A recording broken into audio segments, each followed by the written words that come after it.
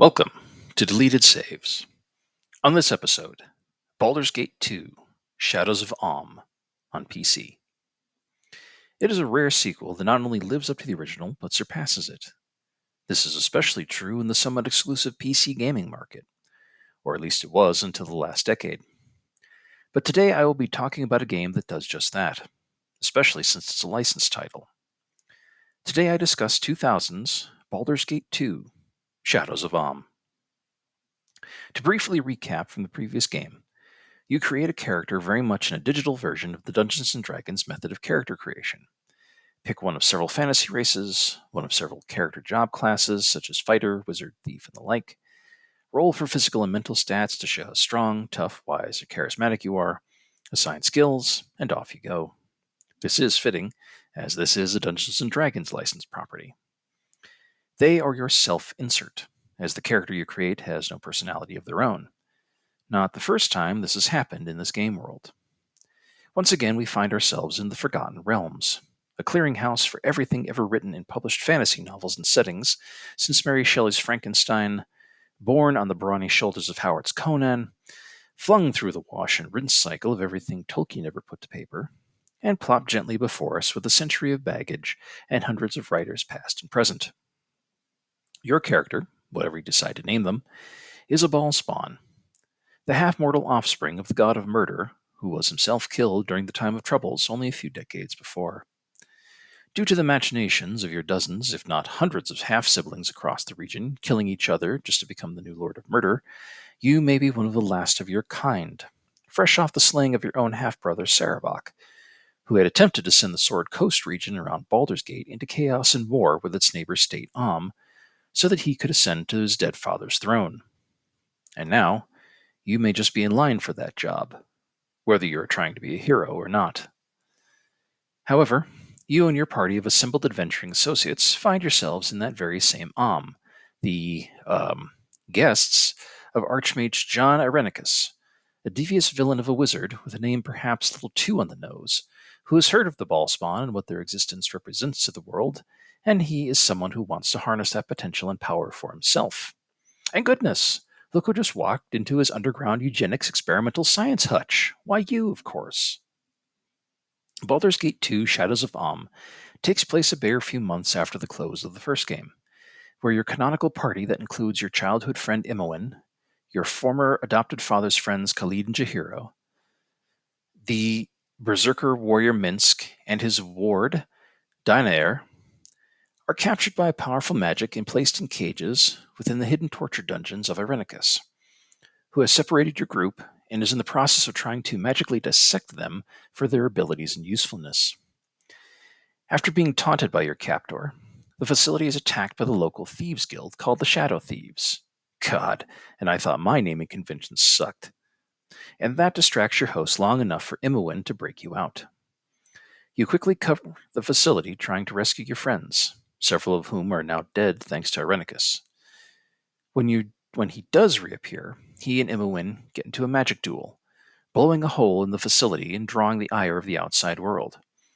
And in this case, this new city does not like wizards working without a license, neither of which Irenicus or Imoen have, so they are arrested and taken away, with a warning from those wizards that your character, and whoever is still surviving, should maybe disappear. Two different organizations spring up, suddenly offering the party a chance to go save Imoen, for a massive price, of course, which is the springboard to adventure and gathering a new band of heroes or villains, however you, as the player, would like to go with it.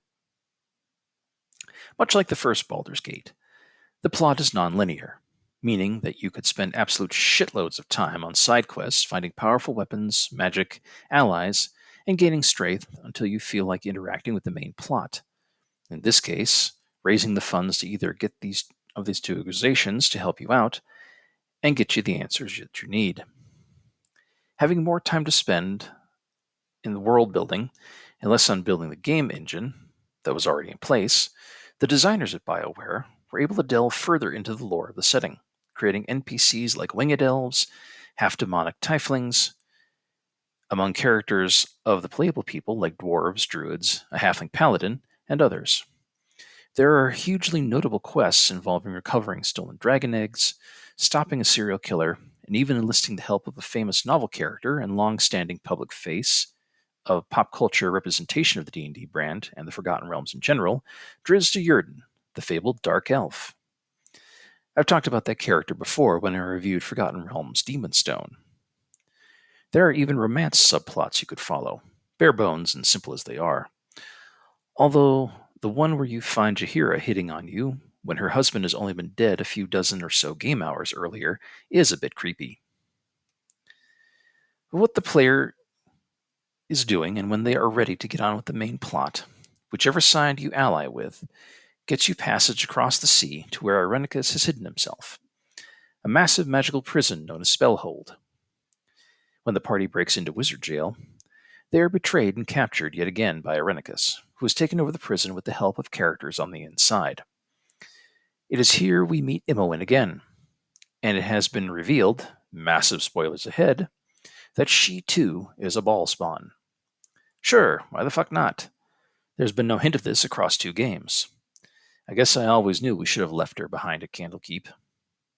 Her soul seems to have been tortured out of her and placed in the body of Irenicus' sister. Oh boy, incest is best, I guess. And Irenicus plans to suck your soul out and take it for himself. Shit then gets crazy on a level I can't even properly describe, and the party drives Irenicus and his weird sister relationship into retreat right into the scariest fuck Underdark, home of the Drow. I know that in the past few years, a lot of people in the TTRPG community have begun to wonder if the matriarchal, all evil drow are sexist, racist, some other ist, but I'm not here to decide all that shit. However, in the year 2000, running afoul of them was bad news, and to be dumped in the Underdark, full of them, as well as insane psychic dwarves, brain-eating squid folk known as the Mind Flayers, tons of living poisonous mushrooms, and dozens of other lethal critters was more than enough to send players familiar with the D&D setting into paroxysms of fear. I know, I've done this to my players. Breaking out of the Underdark, and in these late stages, Irenicus has hidden himself within an elven city on the surface and locked it off from the inhabitants. So now your party has to break into an entire city and rescue a population as well. So the stakes have never been higher outside of killing a god in a JRPG. And that's not too far off because at the center of the city is a literal tree of life that Irenicus is draining the life out of to fuel his ascension into godhood. And he has a bit of the player's soul too. So when the party gets to him and kills him, the whole party is dragged to hell with Irenicus. And if escalation is your thing, you then get to fight him one more time in the pit of hell before being returned to life and hailed as heroes. Yeah, that happened. So you can see where BioWare gets its sense of scale and storytelling when they begin making their own titles. Coming on the surprise hit that was Baldur's Gate, Shadows of Om had unbelievably huge shoes to fill. BioWare had taken a lot of player feedback, as well as critical response, to attempt to do everything they could to improve the successful formula. They also implemented features that they felt that, due to time constraints, they simply could not put into the first game, which added to the world and to quality of life improvements for the player.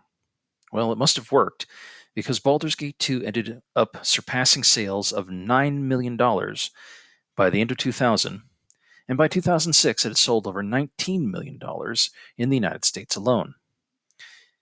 In the year of its release, Shadows of Om received dozens of critical awards, earning 4 out of 5 and 5 out of 5 star, 295s out of 100s across all the major ranking sites, marking it as a smash hit in a category that normally did not receive such accolades, especially locked to the PC, only in a time when the PlayStation 2 had just been released. And we all know what kind of powerhouse of a gaming sphere that blocky black console would become. Many would claim this to be the best Dungeons & Dragons game ever made. Maybe that's a correct statement. Maybe something will come along in the years to come that will rival this, or blow that estimation out of the water, given how popular the tabletop game is now. Who can say? The future is not yet written. But for myself, and for the few months after its release, Baldur's Gate 2 Shadows of Om was my life. I played this thing like it was my job. As much as I loved the first game, this one just blew it out of the water. I was so enthralled by the world BioWare had crafted with this sequel, and so often sequels just suck, but not this one. Between the art, the voice work, the user interface, and just about everything, D&D had been brought to life yet again in a way that I just did not expect. Baldur's Gate 2 was the game that got me into the BioWare camp as a fan of their work, at least for a while. Baldur's Gate 2 is just a game everyone needs to play at least once, even though many games have come out in the decades since that have used and improved on this formula. And I would be remiss if I did not mention the remake of the Enhanced Edition that Beamdog produced a scant half-decade ago that brought this franchise back from the dim shadows of gaming nostalgia, including its expansion pack called Throne of Ball, and even a precursor game entitled Siege of Dragonspear that links this game to what came before. Between those two games, there is just so much goodness to be had if isometric RPGs are something that you enjoy. I know I do. With the strength of these two monumental games, Larian Studios, the people behind the Divinity series, obviously inspired by Baldur's Gate, are now making its sequel, Baldur's Gate 3, after many years. Talk about legacy. Beyond singing its praises more, I don't believe there is too much more I can say about Baldur's Gate 2. This game, like its predecessor, has meant a lot to me as games go. It was a teaching tool, a masterclass in writing dialogue and scenarios, even if BioWare was still in its early days. A world where I'd long only imagined in my head had come to life. It may be one of the few truly good and worthwhile licensed titles in existence, or at least an excellent use of the license in time before it was really popular to use it. War and death, chaos and murder, adventure and a sliver of hope. All are set before you, and you may approach these achievements, or failure, however you wish to. Baldur's Gate 2, Shadows of Amn, truly allows you into its world to set right what you can and experience a genuinely epic adventure. Lord of Murder has perished, and what came out the other side was a titan of the game world. Thank you for listening.